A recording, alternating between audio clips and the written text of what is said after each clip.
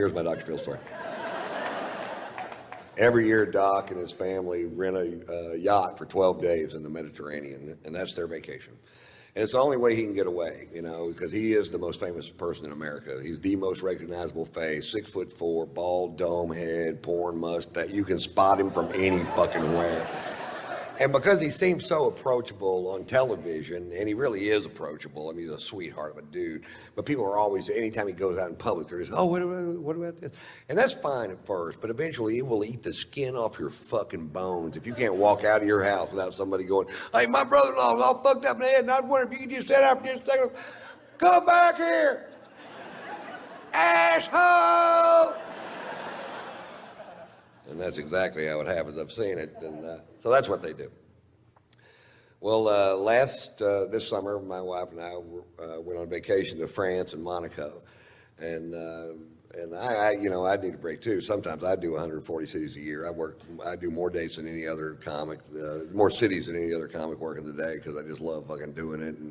And 20 minutes from now, nobody's gonna give a fuck about what I have to say. So. While they do, I believe I'll do a lot of shows. Hey.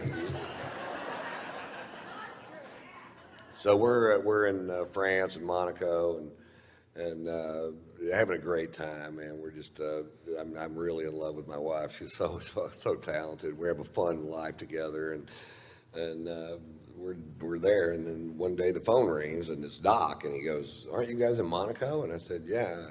He goes, "We're going to be in Monaco tomorrow. Why don't you come party on the yacht?" And I said, fuck yeah. Which is what you say if somebody says, you want to come party on the yacht? You go, fuck yeah. In fact, let's try it one time. You want to come party on the yacht? Fuck yeah. I don't have a yacht. So I was like, yeah, fuck, this is great, man. We're excited. We were down there, we were staying at the Fairmont Hotel overlooking the little yacht harbor in Monaco. Very cool place. And we were down there looking at the yachts the day before going, wouldn't it be cool if you knew somebody that had one of these things? You could just hop on it and fucking throw the fuck down. And it's everybody's yacht, man. This is yacht heaven. This is Steve Wynn's yacht, Prince Albert of Monaco's yacht. This is that Russian dude with the tiny giraffes.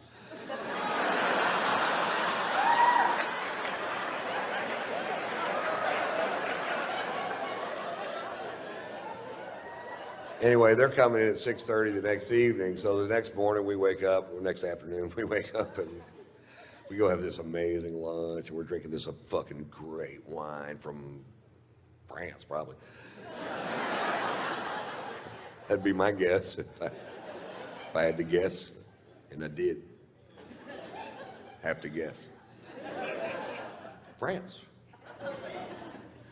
And we were just having a great day, sex, and just a fucking, and then we go down to the fucking harbor that evening at 6:30. Sure enough, Doc's backing in a 165-foot yacht.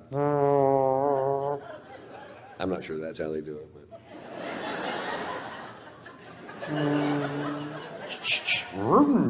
Maybe.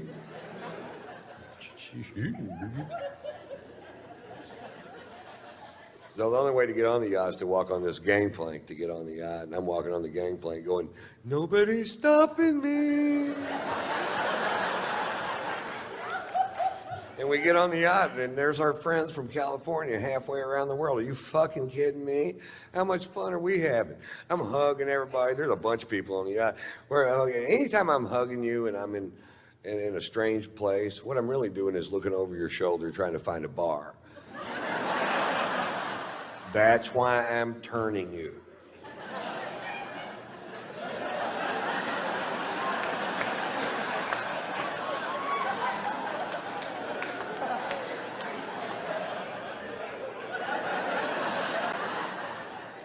And I see the bar, and right in the dead front center of the bar is a bottle of famous Black Grouse, which is a scotch I started drinking when I was in Scotland for the Open Championship at Turnberry.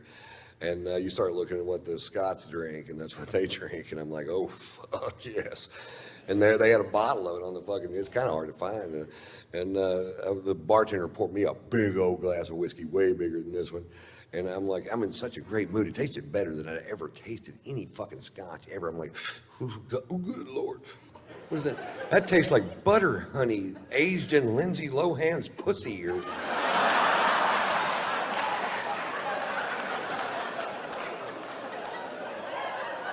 It tasted so good, I decided to skip dinner and just have a couple more of them. I'm gonna scare me up another one of these. How about one more? All right. I hadn't had a drink since lunch. I was fucking thirsty. I was going at it, you know. And Doc noticed I was really drinking hard, and he goes, "Boy, you're really drinking tonight, Ron." I said, "Yeah, Doc, some nights it just tastes like spring water." He goes, "Why don't you just drink spring water, Ron?" I don't know, I'm not a fucking doctor.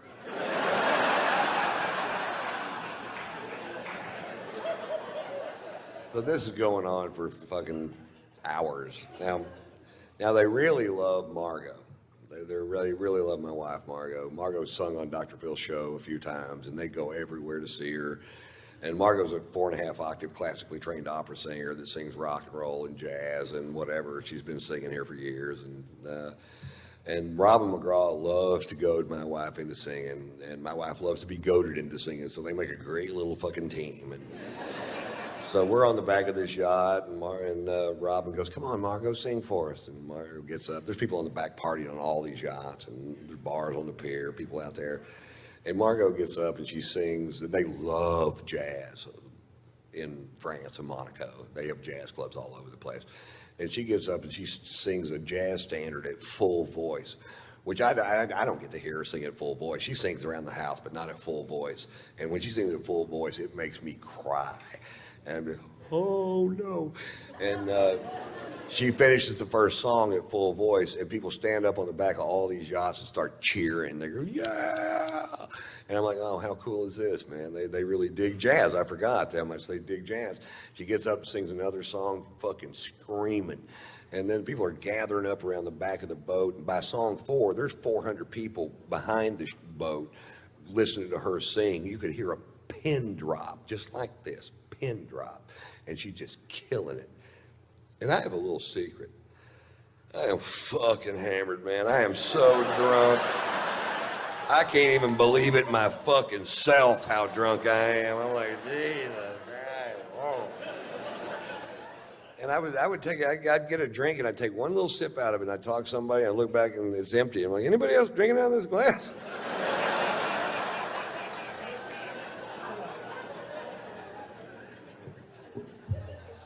Miscalculation. Anyway, she does, I don't know, 7 or 8 songs, and she goes, "Okay, guys, that's enough."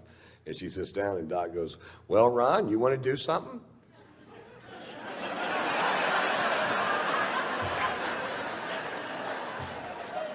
Now, I got to preface this with he's on vacation with his best friend and head lawyer and his wife, Mary Pat, and they're Baptists from Dallas, and they're a little fucking straight.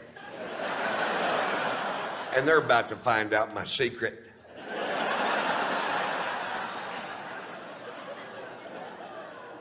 About 20 years ago, I was doing a bit that was so vile that I only did it for about a week, and I just quit doing it. I'm like, this is not the direction I want to take my crowds or my show. And I have no idea why I picked that night to dust her off and take her for a spin.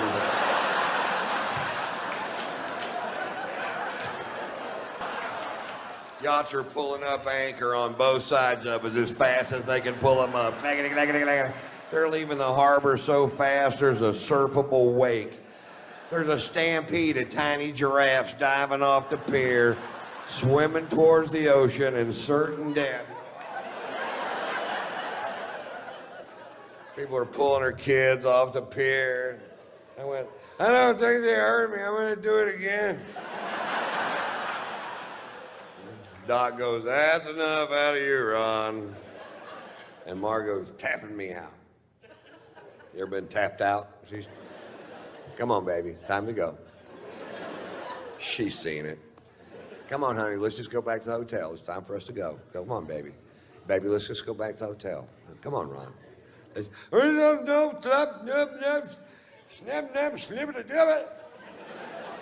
I speak fluent drunk. That means I don't know why you want to have a Why you want to leave? I'm having a perfectly good time.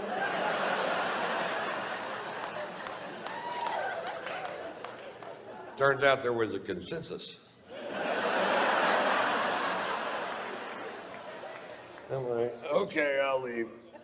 Now, the only way to get off the ship is to walk back off that gangplank, and at the end of the gangplank, there's an 18-inch drop-off, and my wife's in front of me, Margot's in front of me, and I get to the end of the gangplank. Doc goes, "Big step, Ron." I said, "Thanks, Doc," thinking I'd made a big step towards something. Fuck, I don't know. He's a big psychologist, not me. It's amazing how much speed you could pick up in 18 inches. It's nothing like falling over on the same level that you're already on. I slammed down to that fucking pier. I landed square on this elbow, dislocated this shoulder, put a 4-inch gash down the back of my arm, and I was so drunk I just bounced off that pier.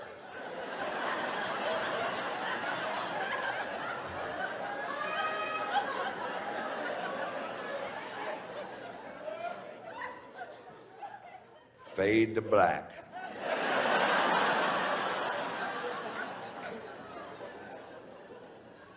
I wake up the next morning with the shoe buddies. All I can do is lay there in bed and go, "Shoe buddy."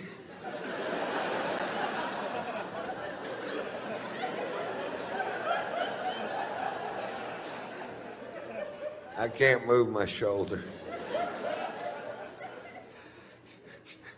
"Shoe buddy." My shirt stuck to my arm with blood and giraffe hair and whatever the fuck else you find on a pier.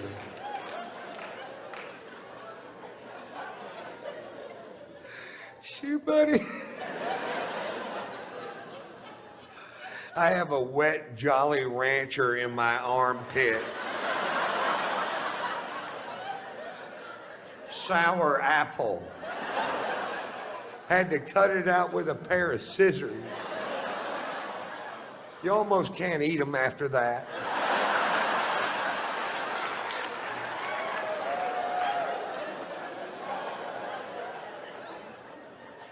"Shoe buddy." I slowly opened my aching fucking eyes. And there's Margot.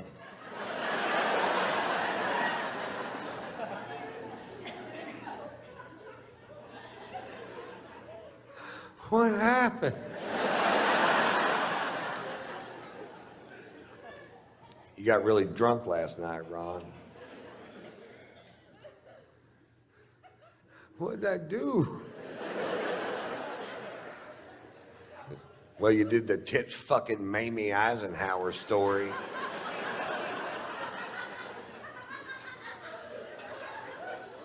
"Did Mary Pat laugh?"